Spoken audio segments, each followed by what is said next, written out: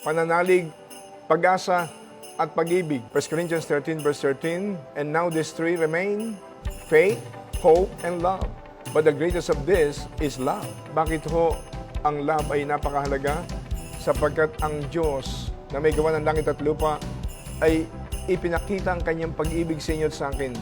Na nung tayo mga makasalanan pa, nagkatawang tao ang bugtong na anak na si Jesus na maray sa krus ng Kalbaryo upang kayo at ako ay magkaroon ng kapatawaran, magkaroon ng kaligtasan sa kaparusahan ng kasalanan at magkaroon ng buhay na walang hanggan. Kaya sa pagharap natin sa Kapaskuhang ito, let's ignore the shocking effects of this new coronavirus pandemic.